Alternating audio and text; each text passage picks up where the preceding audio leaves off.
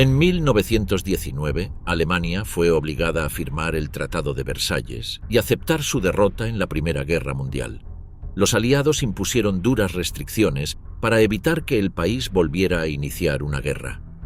El ejército alemán quedó limitado a 100.000 hombres, divididos en 7 divisiones de infantería y 3 de caballería. Se prohibió el uso de artillería pesada, tanques y armas refrigeradas por agua. Además, los soldados debían ser voluntarios, no reclutados por obligación. También se vetó la importación y producción de armamento. Con estas medidas, las potencias buscaban eliminar la capacidad militar alemana y mantenerla bajo control. Sin embargo, las sanciones y la humillación nacional generaron un fuerte resentimiento que marcaría el futuro del país. El Tratado de Versalles no logró eliminar la creencia generalizada en Alemania de que la derrota en la Primera Guerra Mundial no había sido culpa del ejército, sino de errores políticos y sociales internos. A pesar de las restricciones impuestas, el reducido ejército alemán mantuvo su orgullo y disciplina, formándose con rigor bajo la dirección del general Hans von Sicht, un estratega que, sorprendentemente, los aliados permitieron conservar en el mando pese a conocer su talento militar. Von Sicht reorganizó las fuerzas con un enfoque selectivo y altamente profesional.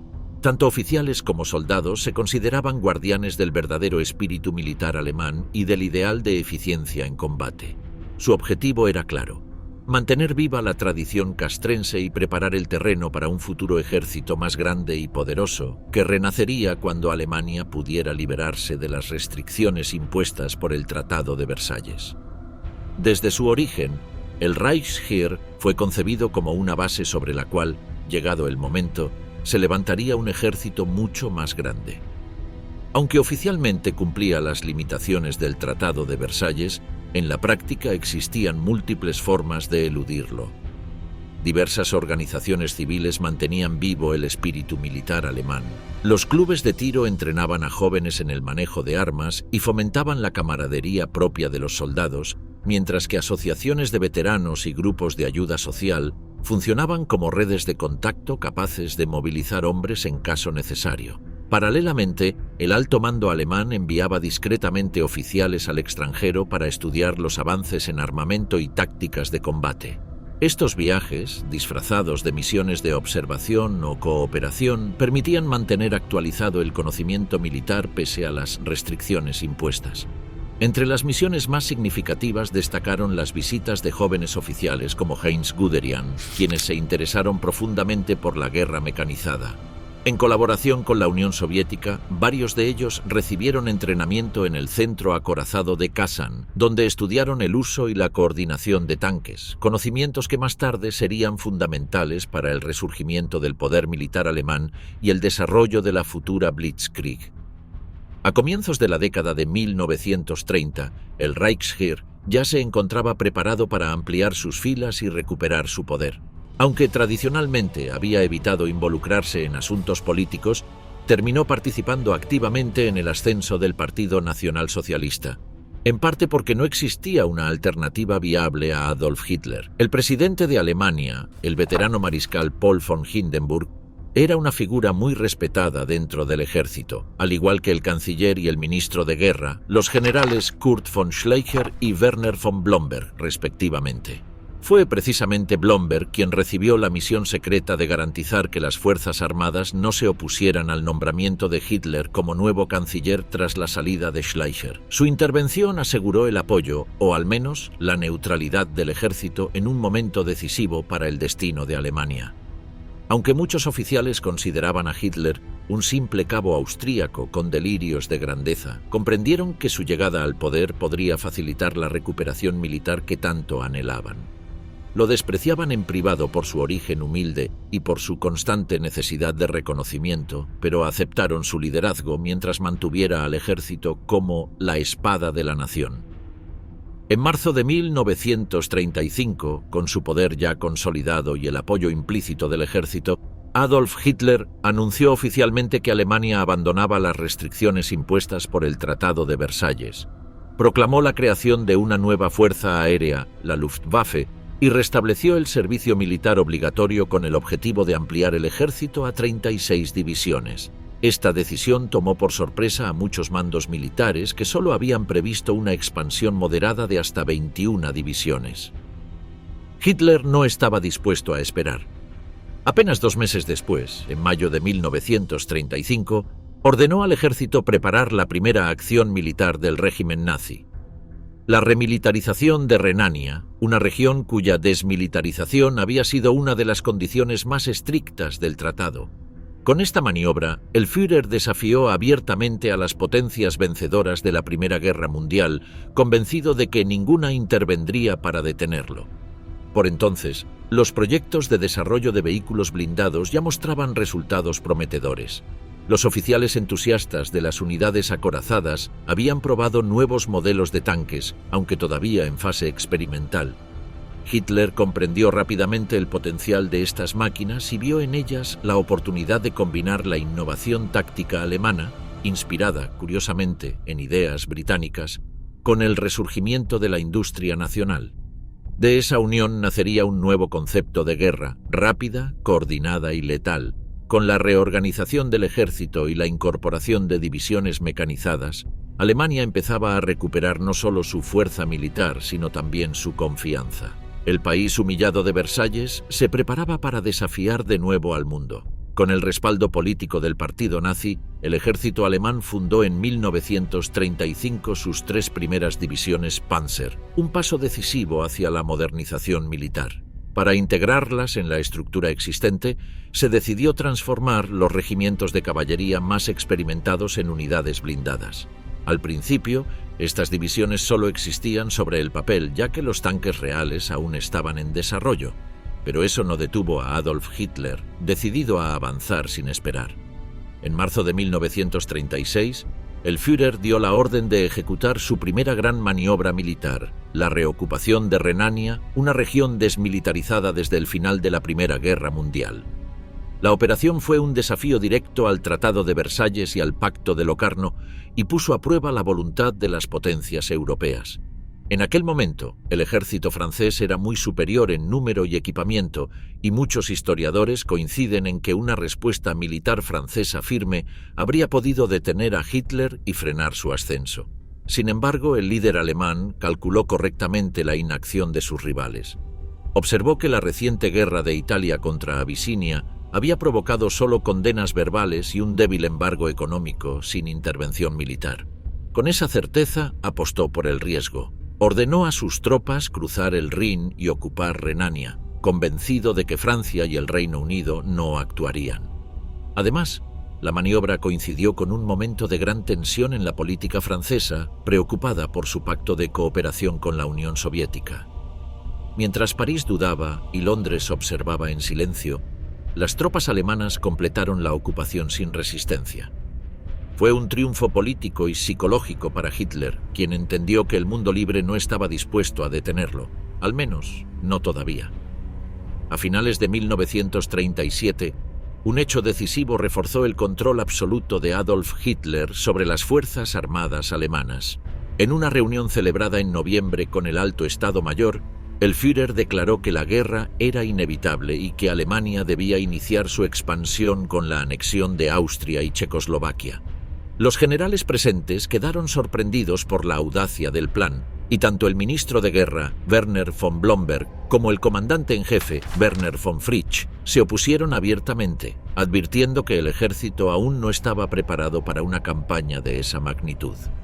Ambos oficiales insistieron en que era necesario un período de consolidación, ya que las recientes expansiones y el rápido rearme habían generado un desequilibrio logístico y estructural, pero Hitler no estaba dispuesto a tolerar la disidencia. En respuesta, desató una maniobra política calculada. Acusó falsamente a Blomberg y a Fritsch de escándalos personales, corrupción y homosexualidad respectivamente, logrando destituirlos de sus cargos. Aunque más tarde Fritsch fue absuelto, su reputación quedó destruida y nunca fue restituido al mando. El Führer aprovechó el momento para reorganizar completamente la jerarquía militar, eliminando cualquier obstáculo a su autoridad. Se autoproclamó jefe supremo del Oberkommando der Wehrmacht, asumiendo así el control directo de todas las ramas del ejército alemán. En su nuevo esquema de poder nombró al general Wilhelm Keitel como jefe del Estado Mayor y posteriormente a Alfred Jodl como jefe de operaciones. Con esta reestructuración, Hitler logró lo que siempre había buscado: un ejército totalmente subordinado a su voluntad, sin voces críticas que cuestionaran sus decisiones, allanando el camino para la expansión militar que pronto sacudiría a toda Europa. En la primavera de 1938, Hitler vio la oportunidad de incorporar Austria al Reich. La operación, planificada con rapidez y ciertos errores logísticos, se llevó a cabo el 12 de marzo sin resistencia. Las tropas alemanas cruzaron la frontera entre vítores y banderas y Austria fue anexada oficialmente al Gran Imperio Alemán. Hitler presentó la unión como una victoria gloriosa y pacífica que reforzaba su prestigio dentro y fuera de Alemania. Su siguiente objetivo fue Checoslovaquia, un país estratégicamente rodeado por territorio alemán y con una minoría germana concentrada en los Sudetes. Hitler exigió la entrega de esa región, lo que habría dejado a los checos prácticamente indefensos. Ante la negativa de Praga y el temor de una guerra en Europa Central, Francia y Reino Unido intervinieron diplomáticamente. El resultado fue el Acuerdo de Múnich, septiembre de 1938, por el que Alemania obtuvo los Sudetes a cambio de prometer que no reclamaría más territorios, promesa que Hitler incumpliría poco después. El ejército alemán estaba inquieto por el rumbo expansionista del régimen. El general Ludwig Beck intentó organizar oposición interna, pero no logró apoyo y fue reemplazado por Franz Halder, más pragmático y dispuesto a acatar órdenes. En marzo de 1939, Alemania completó la ocupación de Checoslovaquia, aprovechando las tensiones internas para crear una Eslovaquia independiente bajo su control. La anexión amplió las fronteras del Reich y proporcionó acceso a importantes fábricas de armas y vehículos, así como a suficiente equipo para formar 3 nuevas divisiones Panzer, consolidando la maquinaria militar que pronto desencadenaría la Segunda Guerra Mundial.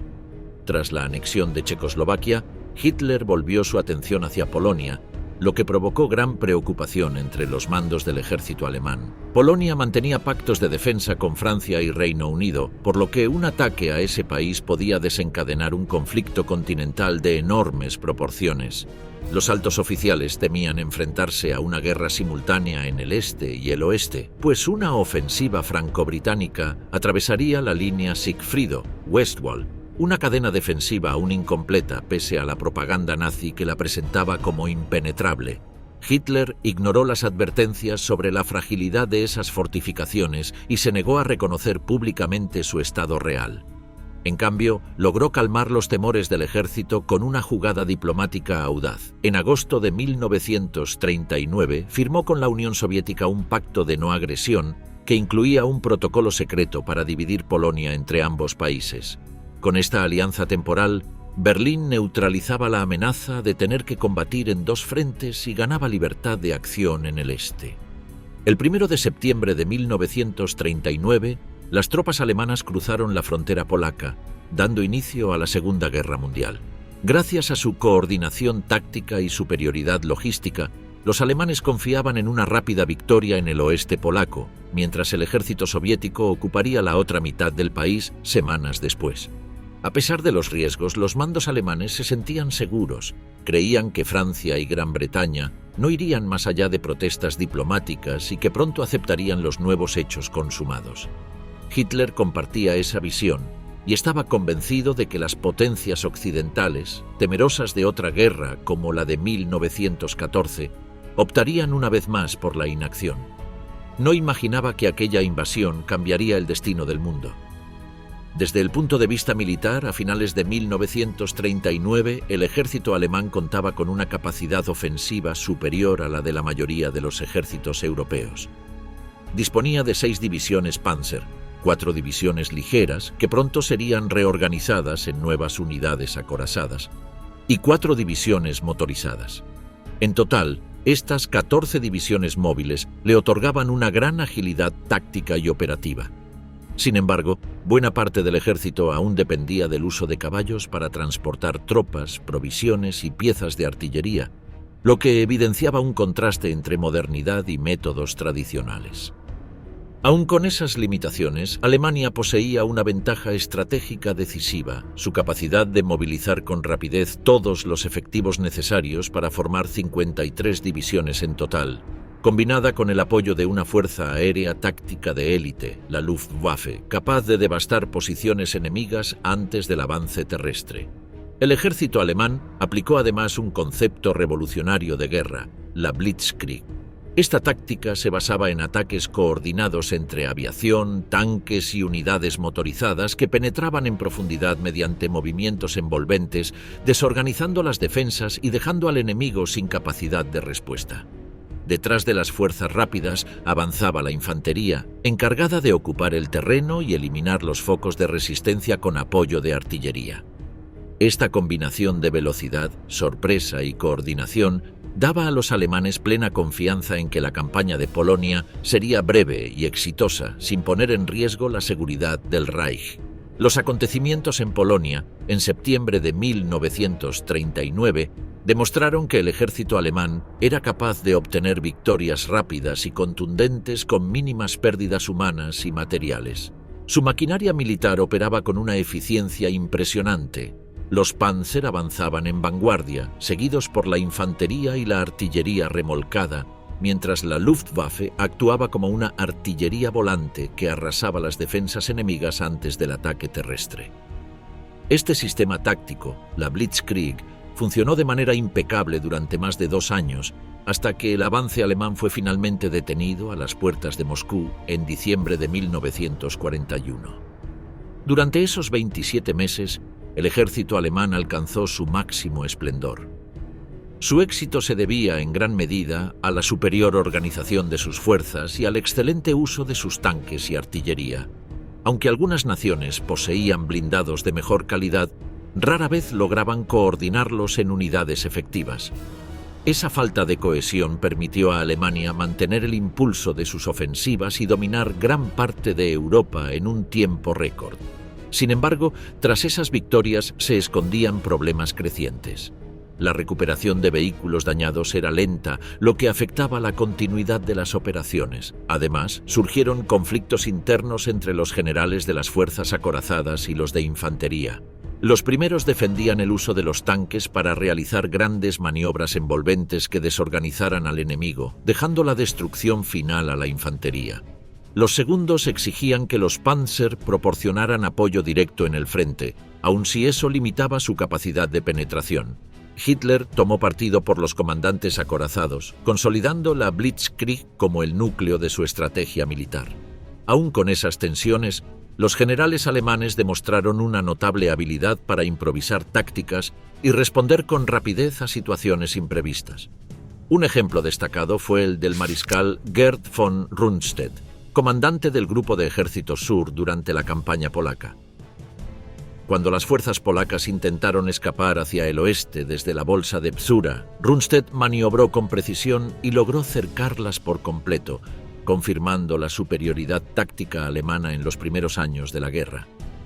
La Operación Barbarroja, inicialmente planeada para la primavera, fue finalmente retrasada hasta el 21 de junio de 1941. A pesar de la demora, la invasión de la Unión Soviética comenzó con un aparente éxito. Alemania disponía de un ejército poderoso, disciplinado y perfectamente entrenado en las tácticas de la Blitzkrieg, que ya habían probado su eficacia en Polonia, Francia y los Balcanes. El cuarto Panzergruppe, comandado por el general Erich Hoepner, encabezaba el avance del Grupo de Ejércitos Norte, dirigido por el mariscal Wilhelm Ritter von Lieb, con 3 divisiones Panzer y 3 de infantería, avanzando hacia Leningrado. En el sur, el primer Panzergruppe, bajo el mando del mariscal Ewald von Kleist, con 5 divisiones acorazadas y 3 de infantería, lideraba el avance del Grupo de Ejércitos Sur del mariscal Gerd von Rundstedt en dirección a Ucrania. El esfuerzo principal, sin embargo, recaía sobre el Grupo de Ejércitos Centro, dirigido por el mariscal Fedor von Bock, cuyo objetivo era Moscú. Esta ofensiva utilizaba una táctica de doble pinza con 2 poderosos grupos blindados. El tercer Panzergruppe, al mando del general Hermann Hoth, con 4 divisiones Panzer y 3 de infantería avanzando por el norte, y el segundo Panzergruppe, liderado por el general Heinz Guderian, con 5 divisiones Panzer y 4 de infantería, que atacaba por el sur. En total, la Wehrmacht desplegó 17 divisiones Panzer y 103 divisiones de infantería, apoyadas por 14 divisiones rumanas y 2 húngaras en el sector sur, además de 15 divisiones finlandesas respaldadas por 5 alemanas en el extremo norte. Frente a ellas, el ejército soviético alineaba 28 divisiones acorazadas, pero su aparente superioridad numérica no se traducía en ventaja real. La Unión Soviética carecía de la experiencia y la coordinación táctica de los alemanes. Sus unidades blindadas estaban dispersas, asignadas a distintos ejércitos sin una estructura común como la de los Panzergruppen. Además, los soviéticos seguían empleando tácticas combinadas de tanques e infantería ya obsoletas frente a la velocidad y precisión de la Blitzkrieg. En consecuencia, pese a tener más carros de combate, las fuerzas soviéticas se encontraban en clara desventaja ante las formaciones alemanas, mucho mejor organizadas, entrenadas y con un mando táctico infinitamente más eficaz. La superioridad táctica y organizativa del ejército alemán se tradujo en una serie de avances vertiginosos en los primeros meses de la campaña. Las fuerzas de la Wehrmacht lograron encerrar a millones de soldados soviéticos, capturando enormes cantidades de armamento, vehículos y suministros. La ofensiva parecía imparable, y las columnas alemanas se adentraban cada vez más en el corazón de la Rusia occidental, convencidas de que la victoria final estaba al alcance. Sin embargo, el territorio que debían recorrer era enorme y las distancias entre las líneas de combate y las bases de suministro crecían cada día. Las carreteras eran escasas, los caminos polvorientos o embarrados y los medios de transporte insuficientes. La logística comenzó a volverse un problema serio. Tanto los soldados como los caballos estaban agotados tras semanas de marcha ininterrumpida y combates constantes. A esta situación se sumó la estrategia de tierra quemada aplicada por los soviéticos. En su retirada, destruían todo lo que pudiera ser útil al enemigo: cosechas, puentes, almacenes, vías férreas y fábricas. Como resultado, los alemanes se encontraron con un territorio devastado, sin recursos locales que aprovechar y con crecientes dificultades para reabastecer de combustible y municiones a sus unidades motorizadas. Con la llegada del otoño, el avance alemán se volvió casi imposible. Las lluvias convirtieron los caminos y campos en un barro espeso que paralizó los vehículos y ralentizó el movimiento de las tropas. Poco después, el invierno ruso cayó con una dureza extrema. El lodo se congeló y las temperaturas descendieron a niveles insoportables. Las fuerzas alemanas, sin ropa ni equipo adecuado para el frío, quedaron prácticamente inmovilizadas junto a sus vehículos averiados o congelados. El grupo de ejércitos centro logró llegar hasta las afueras de Moscú, pero fue finalmente detenido. En ese momento, la llegada de tropas siberianas, entrenadas para el combate invernal y equipadas para soportar las bajas temperaturas, cambió el curso de la batalla. Con su intervención, los soviéticos frenaron el avance alemán y eliminaron cualquier posibilidad de una victoria rápida sobre la Unión Soviética. Muchos generales alemanes sostuvieron después que la derrota se debió únicamente al clima y a la intervención constante de Hitler en las decisiones militares, afirmando que sin esas circunstancias habrían vencido en 1941. Sin embargo, esa interpretación ignora la resistencia del ejército y del pueblo soviético, que continuó luchando con determinación. Los soviéticos habían evacuado y destruido recursos vitales antes de la llegada de los alemanes, y lograron trasladar fábricas enteras al este de los Urales, reinstalarlas en tiempo récord y reanudar la producción bélica, garantizando así su capacidad para seguir combatiendo pese a las pérdidas iniciales. Uno de los errores más graves de la Operación Barbarroja fue la falta de previsión respecto a la enorme extensión del territorio soviético. Los mandos alemanes no comprendieron que las tácticas de la Blitzkrieg, eficaces en campañas cortas y concentradas, perdían sentido en un espacio tan vasto. La Luftwaffe no podía cubrir ni controlar una retaguardia tan profunda, por lo que resultaba imposible impedir el traslado de tropas y suministros enemigos.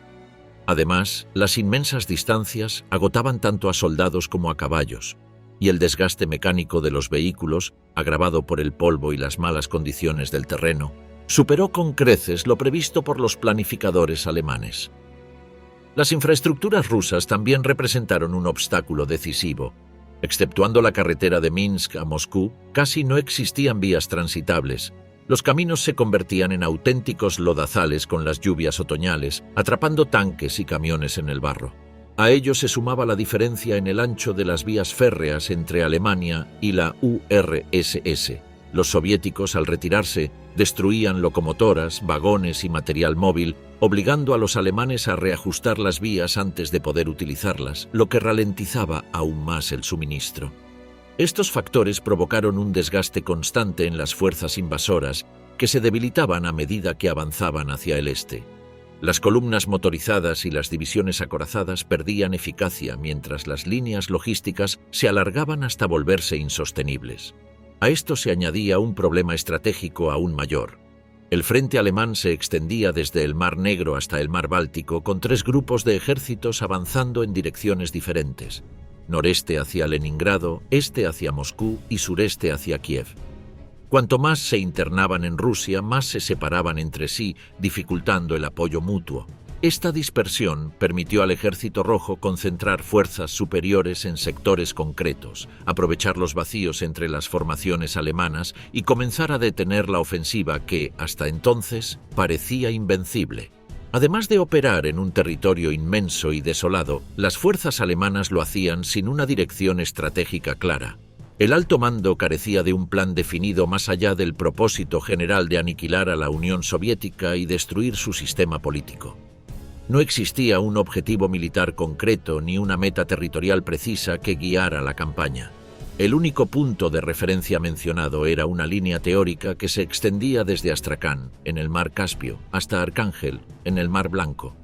Aunque sobre el mapa esa frontera parecía ambiciosa, en realidad no tenía ningún valor estratégico. Carecía de elementos naturales de defensa, como montañas o ríos que permitieran establecer posiciones firmes o un frente sostenible. En consecuencia, el ejército alemán avanzaba sin una meta tangible, dispersando sus fuerzas en todas direcciones y desgastándose en un espacio sin límites definidos. Esta falta de objetivos concretos convirtió la operación en una campaña sin rumbo, donde cada victoria táctica carecía de significado estratégico real. La situación empeoró con la creciente impotencia del mariscal von Brauchitsch y el general Franz Halder, los 2 oficiales que dirigían el OKH. Cuando empezó la Operación Barbarroja, en junio de 1941, ambos sabían que su cometido no sería controlar el curso de la campaña, sino ponerse al servicio de la genial intuición estratégica de Hitler. El mejor ejemplo es la pérdida de alrededor de 2 semanas y media para decidir si era Ucrania o Moscú el primer objetivo de la campaña. El ejército pensaba que Moscú debía ser el objetivo principal, por lo que Halder y Bock, que no se atrevían a hacerlo personalmente, encomendaron a Guderian la tarea de convencer de ello a Hitler en el curso de una reunión del alto mando en Lötzen el 23 de agosto.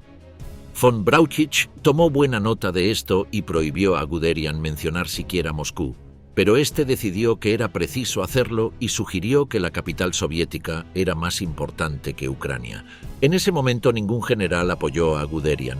Por el contrario, todos sus compañeros se mostraron de acuerdo con la idea de Hitler de que Ucrania debía ser atacada primero, ya que revestía una mayor importancia económica para Alemania. Esta deliberación les hizo perder 2 semanas y media, un tiempo precioso por cuya causa las fuerzas alemanas se encontraban aún en los alrededores de Moscú cuando llegaron el invierno y los refuerzos siberianos. La gran oportunidad de Alemania, si es que la hubo, se perdió a causa de los fallos en la visión estratégica de Hitler y del servilismo de la mayoría de los generales. Por si fuera poco lo que ya estaban sufriendo las fuerzas alemanas en el campo, el invierno les sorprendió completamente desprovistos de cualquier ropa de abrigo, que, a causa de la tremenda ineficacia del Departamento de Intendencia, estaba esperando tranquilamente a los soldados en Varsovia.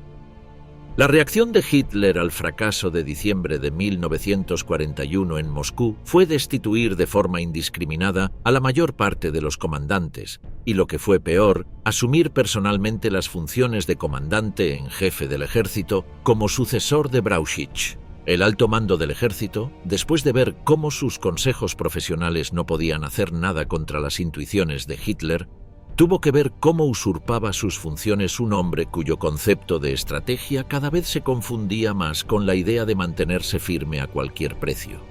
Esta política, de la que hacían caso omiso con frecuencia los comandantes que se hallaban en el frente, con el riesgo que eso suponía cuando el hecho llegaba a oídos de Hitler, mermó extraordinariamente las posibilidades del ejército en el frente oriental. Los ejércitos se vieron forzados a crear defensas donde no correspondía y esto, además de causar una enorme cantidad de irreemplazables pérdidas humanas y materiales, dio grandes facilidades estratégicas al alto Estado Mayor soviético, que se mostraba cada vez más competente. La Operación Barbarroja comenzó a resquebrajarse por dos fallos fundamentales. El primero fue la inmensidad del territorio soviético, que desbordó completamente el modelo de guerra relámpago o Blitzkrieg. Las fuerzas alemanas no pudieron mantener el impulso de una ofensiva tan extensa y la Luftwaffe se vio incapaz de destruir o debilitar a los ejércitos soviéticos situados más al este, especialmente los de Siberia, que más tarde entrarían en combate. Las enormes distancias agotaban a las tropas y obligaban a enviar cientos de tanques Panzer a reparación incluso sin haber sido alcanzados en batalla, solo por el desgaste del terreno. Fuera de la carretera principal Minsk-Smolensk-Moscú, casi no existían vías pavimentadas, los caminos se convertían en lodazales con la lluvia, y los ferrocarriles rusos, con un ancho de vía distinto al alemán, debían ser modificados uno a uno para transportar suministros. Estos factores hacían inevitable la pérdida de impulso en la ofensiva. Cuanto más avanzaban los alemanes hacia el este, más dispersas quedaban sus fuerzas, y menos capacidad tenían para reagruparse en caso de emergencia. En cambio, el Ejército Rojo podía concentrar rápidamente tropas frescas para lanzar contraataques locales que desgastaban la ofensiva. Y lo peor, no existía un punto de llegada claro. La llamada línea AA, Arcángel-Astracán, trazada por Hitler como meta, carecía por completo de sentido estratégico. Era una frontera sin defensas naturales, imposible de mantener ante un enemigo decidido y con recursos aparentemente inagotables. A lo largo del extenso frente que se extendía desde Leningrado hasta el Mar Negro, no existía ningún punto natural de defensa, ni un objetivo claramente delimitado. La ofensiva debía desarrollarse sobre un frente inmenso, lo que generó graves problemas de coordinación entre los distintos grupos de ejército. Era imposible asignar metas fijas a cada comandante, ya que nadie podía prever con precisión dónde se concentraría la fuerza principal del enemigo una vez que el frente se adentrara profundamente en territorio ruso. En teoría, si la situación requería que el grupo de ejércitos centro apoyara al grupo norte, bastaría con una orden superior y una cooperación inmediata entre mandos. En la práctica, eso nunca ocurrió. Las rivalidades personales, la falta de comunicación y el orgullo de los altos mandos minaron la unidad del ejército alemán. 5 generales sobresalieron por su indisciplina o desacuerdo con el mando central. Von Bock, al frente del grupo de ejércitos centro, soñaba con pasar a la historia como el conquistador de Moscú y el gran destructor del bolchevismo. Sin embargo, vivía presionado por varios oficiales de su Estado Mayor que formaban parte de la resistencia anti-Hitler, instándolo a liderar un golpe contra el régimen. Bajo su mando se encontraban 2 figuras enfrentadas. Kluge, siempre quejoso de que los Panzer de Guderian avanzaran sin apoyo de infantería, y Guderian, impetuoso y hostil a cualquier intento de limitar su libertad táctica. Por encima de ellos se hallaba el dúo ineficaz de Halder y Brauchitsch, responsables del OKH, cuyo poder era ya puramente formal. Desde el inicio mismo de la invasión, en junio de 1941, quedaba claro que el control real recaía en Hitler, cuya imprevisible intuición estratégica se imponía a toda planificación militar. Todos los generales lo sabían, la última palabra nunca sería del ejército, sino del Führer. Durante años se ha repetido que la culpa del fracaso alemán ante Moscú fue enteramente de Hitler, por desviar las fuerzas hacia la limpieza de Ucrania antes del ataque final. Sin embargo, una parte importante de la responsabilidad recae también en sus generales, que desperdiciaron más de 2 semanas decisivas en disputas internas y vacilaciones estratégicas. Las conferencias celebradas en Novi Borisov, 27 de julio, y Lützen, 23 de agosto, reflejaron esa indecisión. En esta última surgió el dilema central: ¿avanzar sobre Moscú o sobre Ucrania? Halder y von Bock, incapaces de enfrentarse directamente a Hitler, delegaron la tarea en Guderian, con la esperanza de que lo convenciera de atacar Moscú sin demora. Pero Brauchitsch, ya dominado por el miedo, llegó incluso a prohibirle mencionar el nombre de la capital soviética.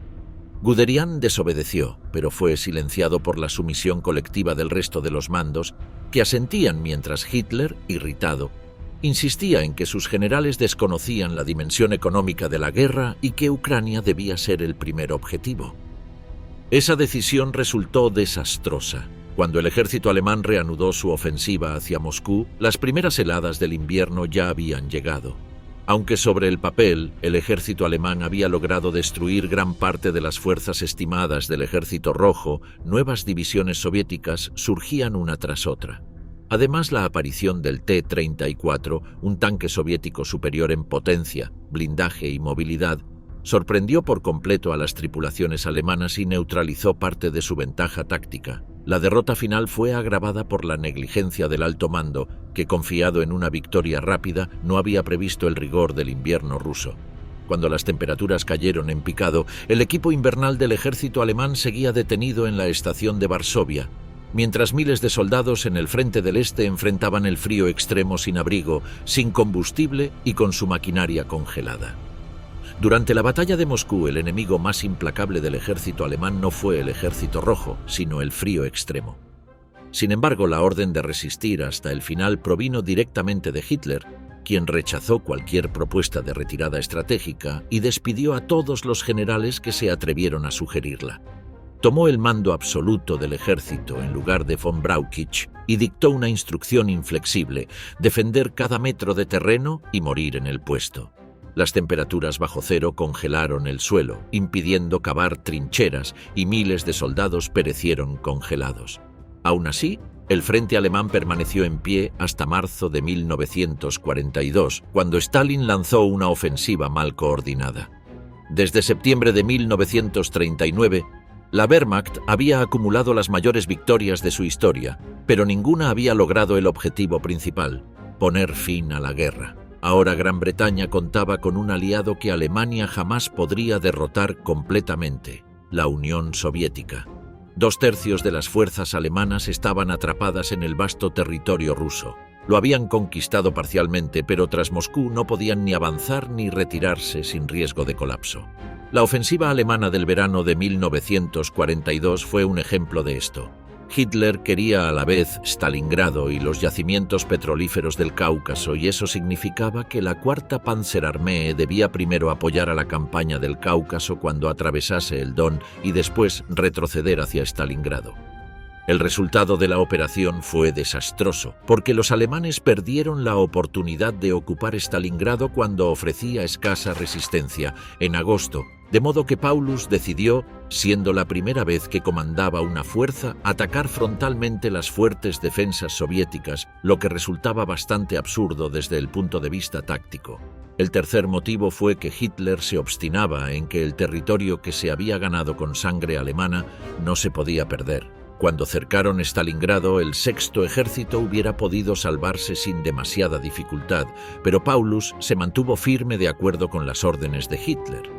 También es cierto que no fueron los únicos en creer que podrían mantener la ciudad y resistir los ataques soviéticos, porque al principio de la guerra, las tropas alemanas que habían quedado en las grandes bolsas de Demiansk y Cholm lo habían logrado gracias a las posibilidades de transporte que ofrecía la Luftwaffe. Ahora todo estaba preparado para acabar en uno de los episodios más desastrosos de la historia bélica alemana. Los soviéticos se arrojaron sobre los alemanes aislados en Stalingrado y en noviembre de 1942 lanzaron un gran movimiento de pinza que barrió en 4 días las defensas que flanqueaban el tercer y cuarto ejército rumanos para bloquear en Stalingrado al sexto ejército alemán y a parte de la Cuarta Panzerarmee. El resto de la Cuarta Panzerarmee acometió una poderosa ofensiva para liberar a las fuerzas atrapadas en Stalingrado en diciembre, pero fueron rechazados cuando estaban muy cerca de la ciudad, cuya guarnición, según había asegurado a Hitler el Reichsmarschall Hermann Göring, no corría ningún riesgo porque su Luftwaffe era capaz de proporcionar todos los víveres, municiones, combustible y demás equipamientos necesarios. El hecho es que la Luftwaffe no consiguió en ningún momento hacerles llegar el suministro diario, y como los soviéticos habían estrechado el cerco alrededor de la guarnición y ésta carecía de aeródromo, los 200.000 hombres que quedaban después de que 100.000 hubieran muerto en el combate y solo 34.000 hubieran podido ser evacuados en avión, tuvieron que rendirse por hambre en febrero de 1943.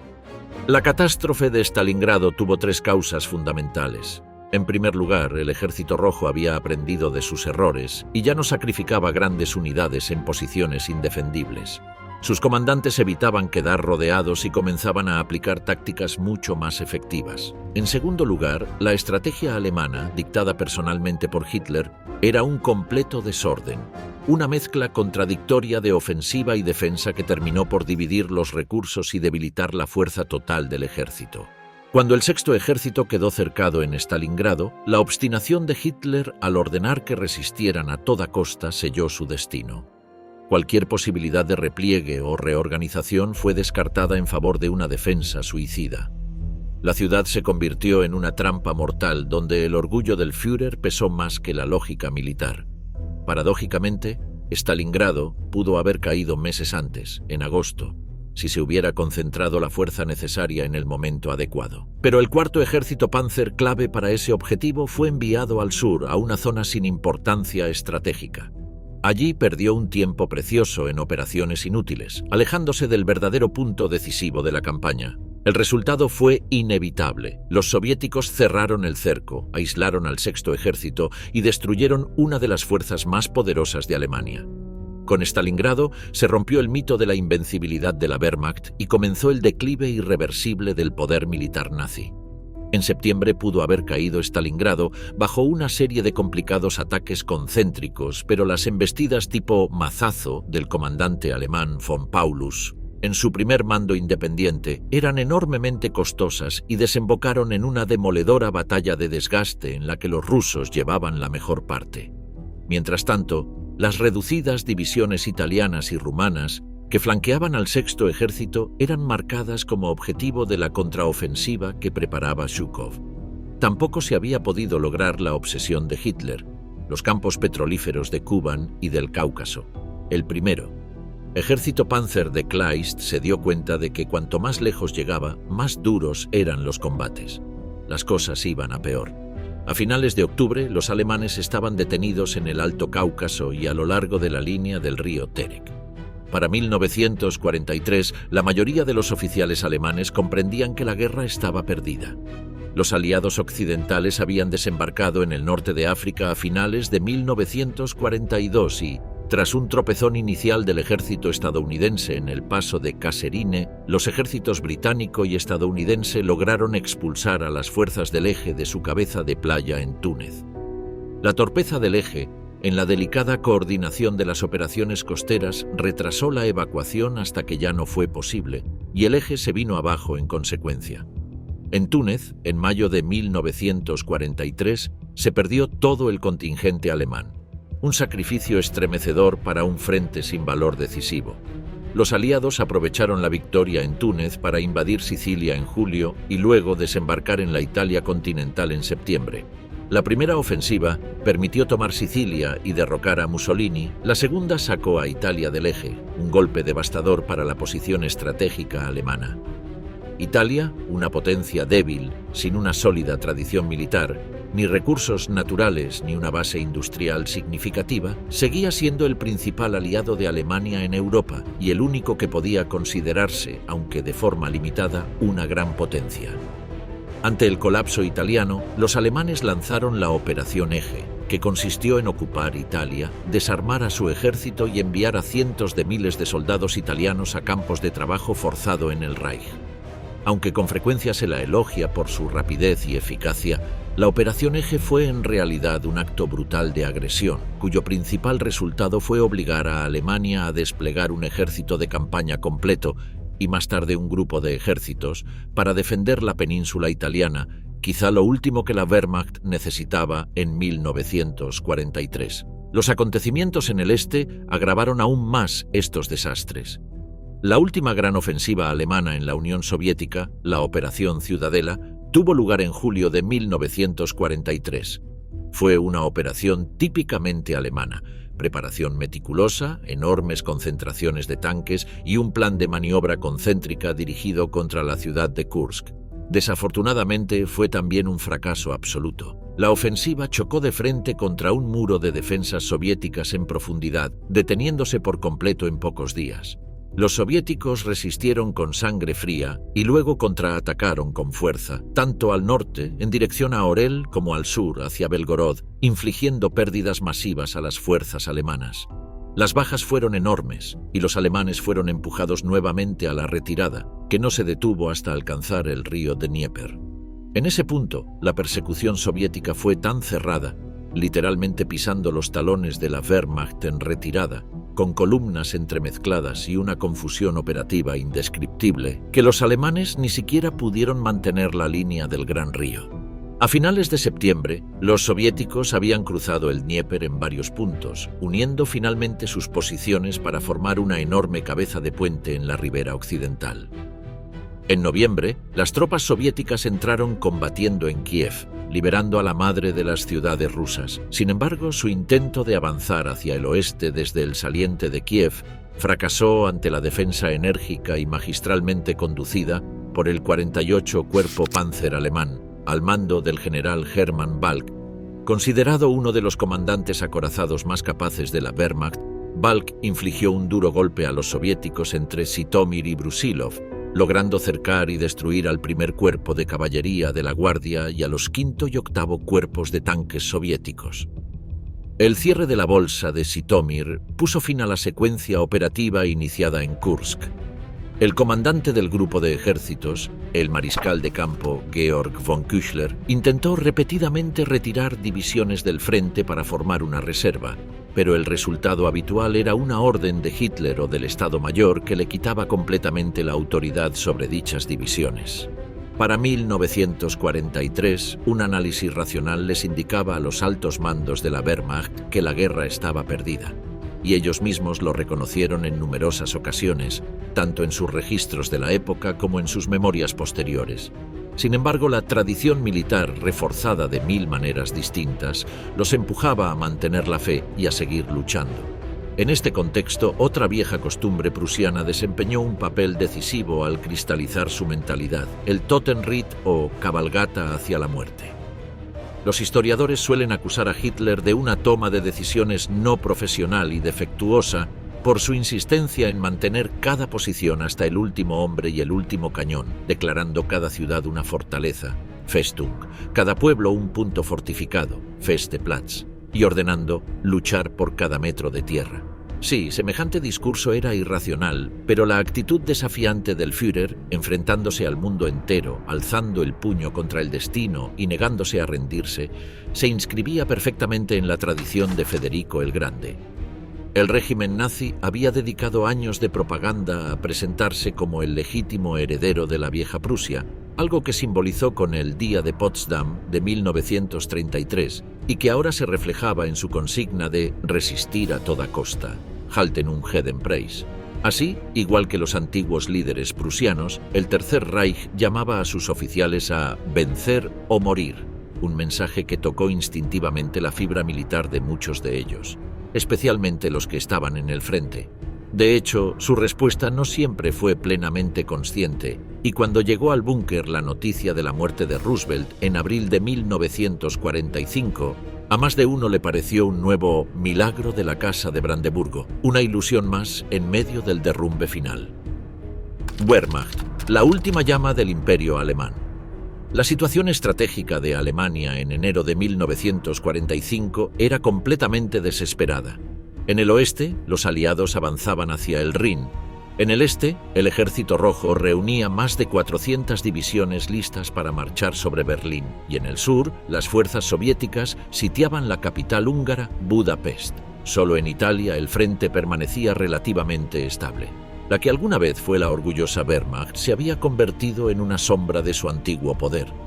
Aunque alrededor de 7 millones de alemanes seguían bajo las armas, sufrían una escasez extrema de municiones, suministros y equipo, mientras la moral se desmoronaba.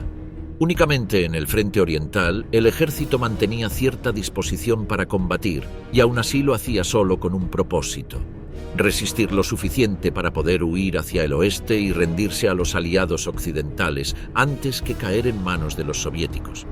En su búnker de la Cancillería del Reich en Berlín, enterrado bajo tierra, Hitler se negaba a aceptar la derrota. Aún creía que, mientras sus ejércitos siguieran combatiendo, existía la posibilidad de que los aliados occidentales y los soviéticos rompieran su alianza y se enfrentaran entre sí. Era una idea completamente irracional, pero el Führer se hallaba ya al borde del colapso físico y mental. Ignoraba los informes de inteligencia que alertaban sobre la abrumadora superioridad soviética en el frente oriental, calificándolos de absurdos, y llegó incluso a sugerir que el jefe de inteligencia del ejército alemán, el general Reinhard Gehlen, debía ser internado en un manicomio. Lo irónico era que aquellas estimaciones, elaboradas por la organización Ejércitos Extranjeros del Este, dirigida por Gehlen, eran las más precisas que se habían producido en toda la guerra. Pero Hitler ya no podía comprender la realidad. Las divisiones del ejército alemán estaban tan debilitadas que muchas apenas alcanzaban la fuerza de un regimiento, y el colapso del Reich era solo cuestión de tiempo. La voluntad de Hitler de continuar la guerra seguía siendo inquebrantable. Ordenó la detención de decenas de altos oficiales que desobedecían sus órdenes, mientras que otros fueron degradados y enviados al frente como simples tenientes o soldados rasos.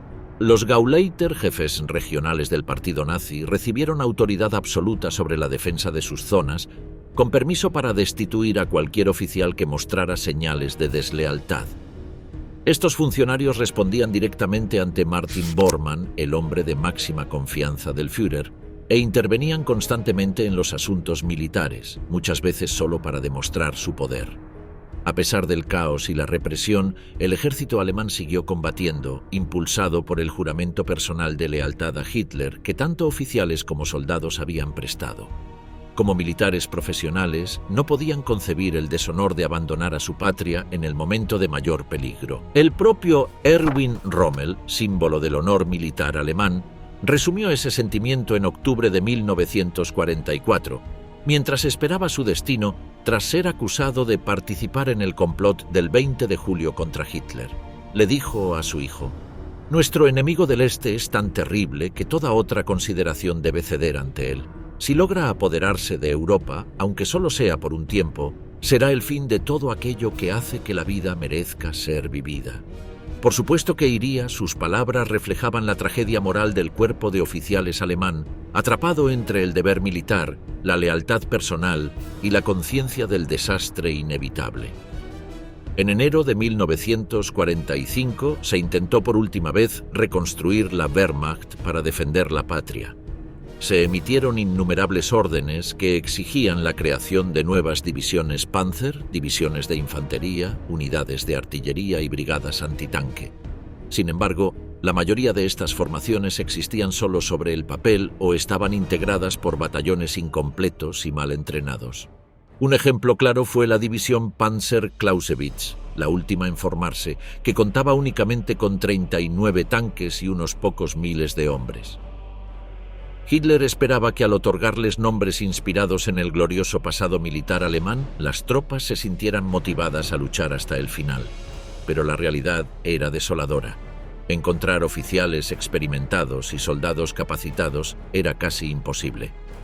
El sistema de entrenamiento del ejército alemán había colapsado por completo. No quedaban instructores ni centros de adiestramiento operativos.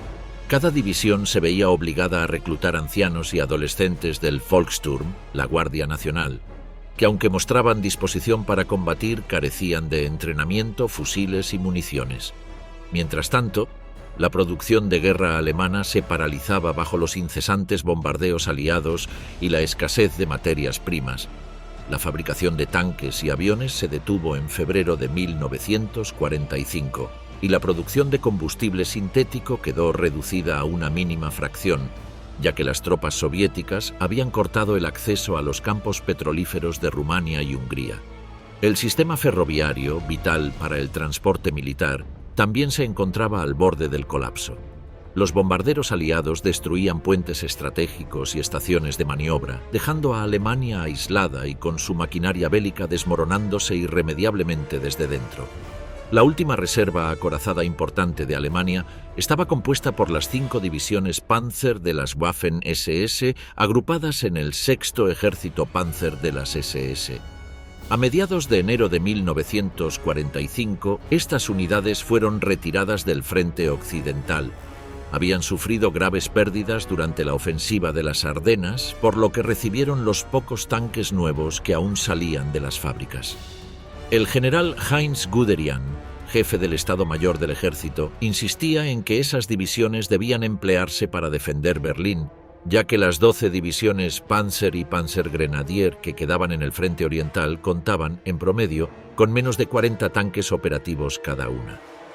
Con semejante debilidad, era imposible detener a los 6.000 carros soviéticos que se preparaban para irrumpir en Polonia.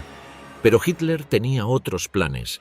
Decidió enviar esa fuerza de élite, con 400 tanques, hacia Hungría, con el objetivo de romper el asedio de Budapest y asegurar los yacimientos petrolíferos del país.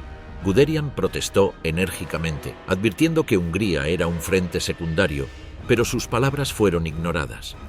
El resultado fue desastroso. Solo una división de las Waffen-SS fue destinada a reforzar el frente en Polonia, mientras las demás marchaban hacia el sur.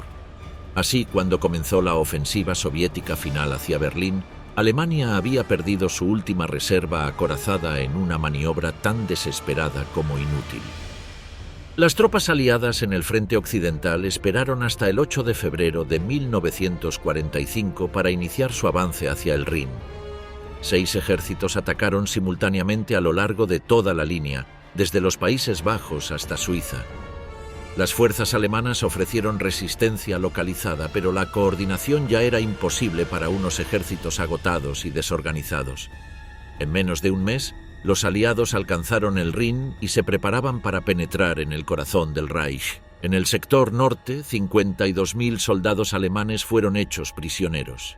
El 7 de marzo, los aliados lograron establecer su primer puente sobre el Rin y el 22 del mismo mes comenzaron amplias operaciones anfibias para cruzar completamente el río. El 1 de abril, el grupo de ejércitos B, comandado por el mariscal de campo Walter Model, quedó rodeado en la bolsa del Ruhr. Poco más de 2 semanas después, alrededor de 370.000 soldados alemanes se rindieron en medio de las ruinas del corazón industrial del Reich. Model, consciente del colapso total de sus fuerzas, se negó a rendirse y desapareció de la escena militar poco antes de la capitulación. Tras la caída de Hitler y el fin del Tercer Reich, el destino de la Wehrmacht estaba sellado. El otrora invencible ejército alemán se desmoronó junto con el imperio que juró defender. En los últimos 6 meses de la guerra, la Wehrmacht sufrió unas 2 millones de bajas entre muertos, heridos y prisioneros. Solo en Berlín, el 2 de mayo, los soviéticos capturaron a 134.000 soldados alemanes y en total 480.000 desde el inicio de su ofensiva final hacia la capital el 16 de abril. La muerte de Hitler liberó al ejército alemán de su juramento personal de lealtad y en toda Europa los comandantes comenzaron a negociar rendiciones con las fuerzas aliadas. Tras 6 días de confusas conversaciones, el general Alfred Jodl firmó la rendición incondicional de Alemania y de todas sus fuerzas armadas en Reims, Francia, el 7 de mayo de 1945. A partir de ese momento, la Wehrmacht inició su desarme. Unos 6 millones de soldados alemanes se rindieron, la mayoría ante los aliados occidentales en Alemania, Italia, Austria, Holanda, Dinamarca y Noruega. Sin embargo, miles de tropas en Berlín, Curlandia, Prusia Oriental y Checoslovaquia cayeron prisioneras del Ejército Rojo, poniendo fin definitivo al poder militar del Tercer Reich. La mayoría de estos hombres fueron concentrados en grandes campos de prisioneros improvisados, mientras los aliados decidían qué hacer con ellos. En el frente occidental, cientos de miles de soldados alemanes fueron simplemente liberados con la orden de quitarse el uniforme y regresar a casa para contribuir a la reconstrucción del país devastado. Para quienes permanecieron en cautiverio, la vida fue dura y precaria. Entre 1945 y 1946, Europa sufría una grave escasez de alimentos y los prisioneros alemanes no eran precisamente una prioridad. Muchos tardaron años en volver a Alemania, ya que cientos de miles fueron utilizados como mano de obra forzada en Gran Bretaña, Francia y otros países de Europa occidental. No fue hasta 1948 cuando la mayoría logró regresar a sus hogares. Los oficiales superiores, en cambio, permanecieron retenidos por más tiempo, a la espera de investigaciones por crímenes de guerra.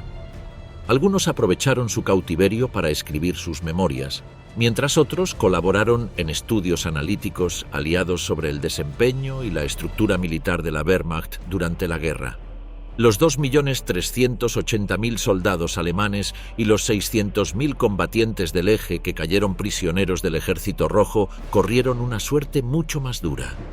La mayoría fueron enviados como trabajadores forzados a los gulags de Siberia, bajo el régimen de Stalin.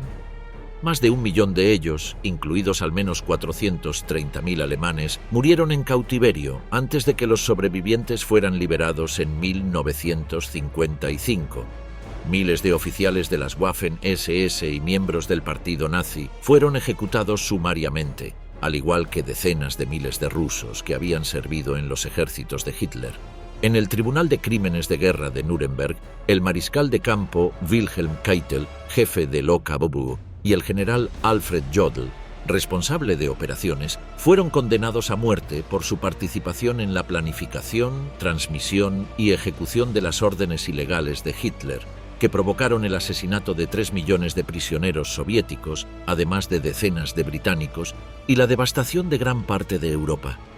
Otros altos mandos también fueron procesados, entre ellos Rundstedt, Brauchitsch, Strauss, Kesselring, Manstein y Hoth. Kesselring fue condenado a muerte por ordenar la ejecución de partisanos italianos, mientras que los demás recibieron largas penas de prisión por crímenes de guerra. Con el tiempo, la mayoría fueron liberados, especialmente cuando el inicio de la Guerra Fría volvió políticamente incómodo mantener encarcelados a generales que habían combatido contra la Unión Soviética. El legado de la Wehrmacht, el honor militar. Desde las costas del norte de África hasta las ruinas del llamado Reich de los 1000 años, la Wehrmacht dejó tras de sí una huella tan imponente como trágica.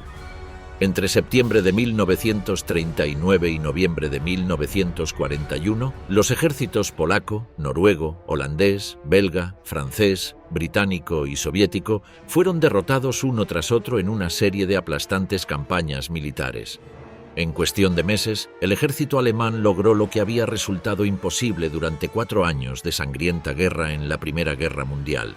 El general Heinz Guderian llegó a jactarse diciendo: 2 veces, tras la pérdida de una guerra mundial, el Estado Mayor fue disuelto por orden de los vencedores. Ambas acciones demuestran el respeto involuntario que nuestros enemigos sienten por esa organización tan excelente. Para los generales de Hitler, aquella fue la cima de sus carreras. Lo habían apoyado en su ascenso al poder porque les había prometido restaurar la grandeza de Alemania. Y a cambio, ellos contribuyeron a forjar una de las máquinas de guerra más eficaces de la historia militar.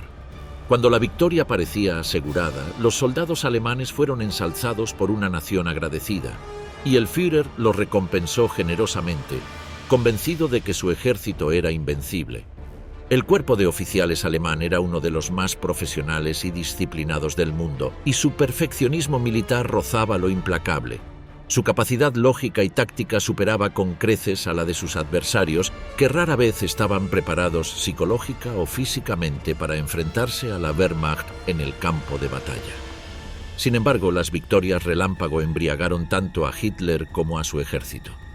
No habían previsto que sus enemigos colapsarían con tanta facilidad, y aquella rapidez en los triunfos los volvió excesivamente confiados, casi ebrios de poder. La Operación Barbarroja resultó ser una insensatez monumental, un error estratégico y moral sin precedentes.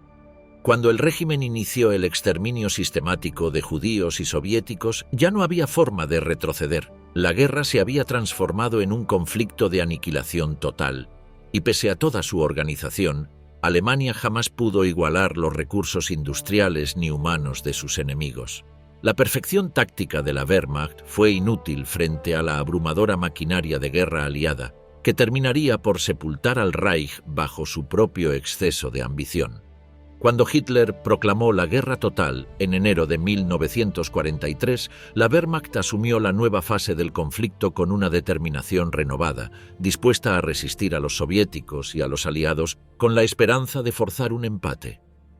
Gracias a los enormes esfuerzos de reconstrucción realizados durante 1943 para preparar la Operación Ciudadela, la ofensiva en Kursk, y nuevamente para contrarrestar la invasión aliada de Francia en 1944, el ejército alemán logró mantener una capacidad de combate sorprendentemente alta, incluso frente a enemigos numéricamente y materialmente superiores. Los generales y soldados alemanes lucharon con una entrega total por su Führer y por su patria, pero sus sacrificios resultaron insuficientes. En el verano de 1944, entre junio y julio, la Wehrmacht fue desgarrada por una cadena de derrotas colosales, tanto en el frente oriental como en el occidental, de las que jamás podría recuperarse. A partir de entonces, el ejército alemán ya no combatía para ganar, sino para retrasar lo inevitable, mientras el Reich se desmoronaba bajo el peso de su propia guerra total. Algunos de los antiguos generales de Hitler afirmaron después de la guerra que la derrota de Alemania no fue culpa suya, insinuando que si el Führer hubiera seguido sus consejos profesionales, el desastre podría haberse evitado. Otros señalaron su participación en el complot de julio de 1944 como prueba de que actuaban por el bien del país. Pero esas excusas no eran más que los síntomas clásicos de hombres que intentaban descargar su responsabilidad sobre un Hitler ya muerto. Durante los años de victoria, los generales vendieron su alma al dictador, y cuando todo se vino abajo, culparon a todos menos a sí mismos. Aquellos que trataron de enmendar el daño lo hicieron demasiado tarde como para cambiar el rumbo de la guerra. Habían jurado entregar su vida por su Führer, y en los años de derrota, Hitler los obligó a cumplir ese juramento. Algunos continuaron sirviéndolo con la esperanza de limitar el daño de sus órdenes cada vez más irracionales, pero esto se volvió imposible a medida que el dictador asumía un control absoluto sobre su maquinaria militar. Un pequeño grupo de oficiales decidió eliminarlo físicamente, pero el intento de asesinato fracasó estrepitosamente y la mayoría de los conspiradores fueron ejecutados por sus propios compañeros. Al final, Hitler manipuló a sus generales a voluntad, y aquellos hombres que se creían estrategas formidables se rebelaron como enanos políticos frente a su amo.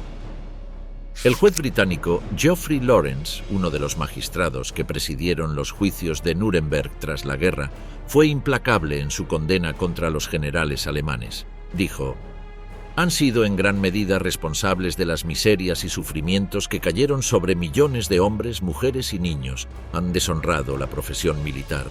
Sin su guía estratégica, las ambiciones agresivas de Hitler y sus cómplices nazis habrían sido meramente teóricas e inofensivas. Muchos de estos hombres han hecho una burla del juramento del soldado. Cuando les conviene, afirman que solo obedecían órdenes, pero cuando se les confronta con los crímenes de Hitler, de los cuales tenían conocimiento, dicen que desobedecieron. La verdad es que participaron activamente en esos crímenes o guardaron silencio y consintieron». Las palabras de Lawrence resumían una realidad incómoda. Los generales y soldados alemanes no fueron meras víctimas del régimen, sino cómplices activos en su maquinaria de destrucción. Y no estuvieron solos bajo el hechizo de Hitler. Toda una nación lo siguió en su visión de un destino grandioso, una obsesión que terminó sumiendo a Europa en ruinas y que, entre 1939 y 1945, dejó tras de sí uno de los periodos más oscuros de la historia humana.